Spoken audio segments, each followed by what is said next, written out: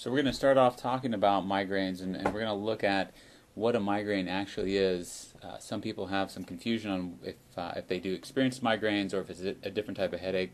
What we'll do is look at what the characteristics are of a typical migraine, also some of the things that will cause or trigger migraines, and then we'll lead into some of the treatment that we use here in the office to help people that have migraines. So starting off with the features that typically are associated with migraines. Now, these are not things that have to happen. Migraines can show up in a lot of different ways. These are the most common features that we see with migraine headaches. So the top of the list here, which is occipital or frontal, that is the location of the headache itself. So by occipital, this is the back of your skull where the neck meets the skull. That's called your occipital area.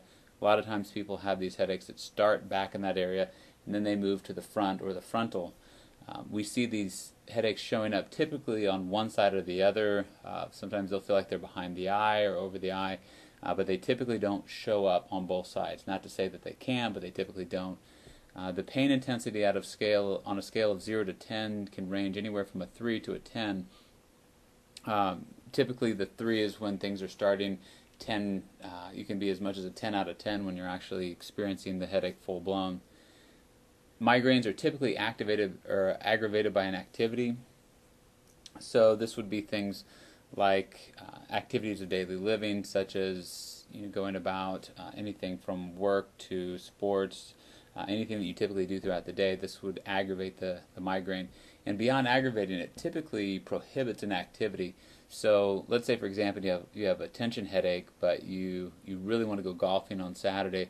Typically you're going to fight through that tension headache to go out and go golfing, but if you've got a migraine, you're typically not going to go out and golf or really do much of anything for that matter, so it prohibits that activity.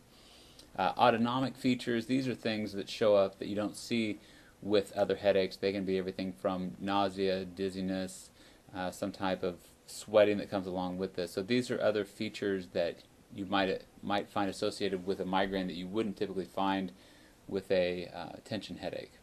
And an aura.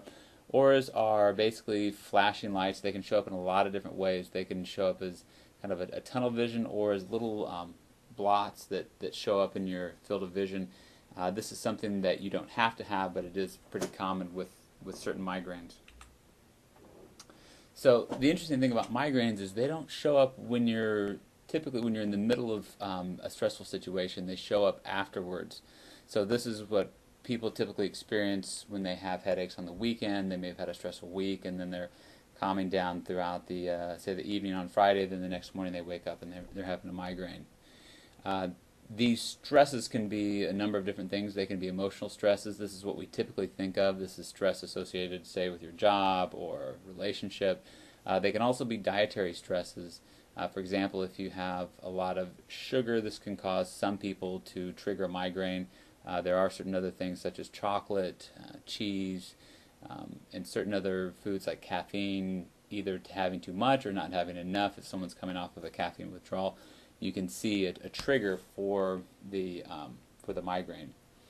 Environmental stress. Now this could be something, for example, if you are painting, if you are exposed to some type of toxic chemicals, these can also be triggers for a migraine.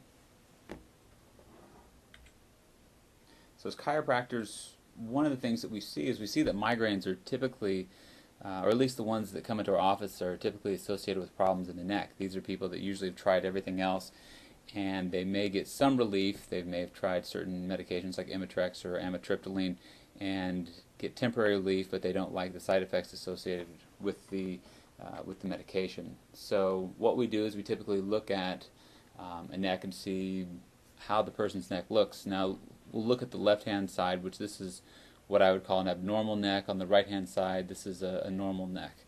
So the difference between those two, and I'm going to put up these two ovals here to show you, your normal neck should have a nice curve that follows this oval.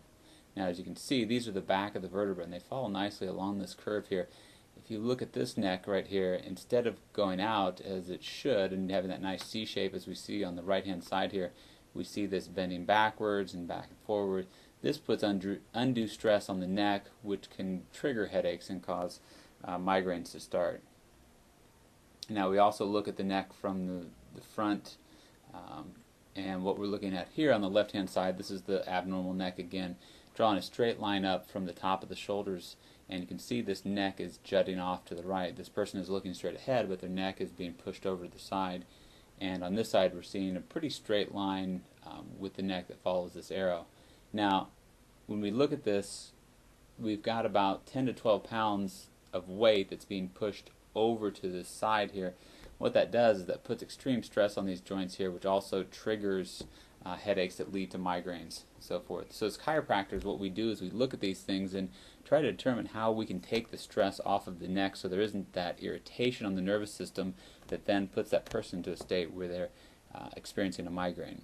So next we're going to look at some of the treatments that we use here in the office to correct these conditions.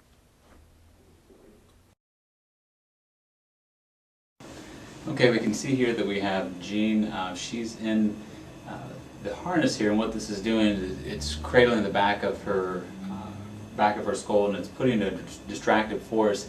This is called decompression therapy. It's controlled by this computer back here, which it starts off at a very low pressure, allows the muscles to relax, and then slowly builds up as it goes along. This treatment typically takes somewhere in the order of about 15 to 20 minutes to accomplish, to go through a full treatment. Here we can see we've got Amy in a cervical remodeling collar. What's happening here in this back piece is actually pushing forward. We talked about earlier in the video how sometimes the neck can lose the curve. This is pushing forward to help restore that curve. And what we'll do is we'll actually have her walking on the treadmill with this to help kind of facilitate this process.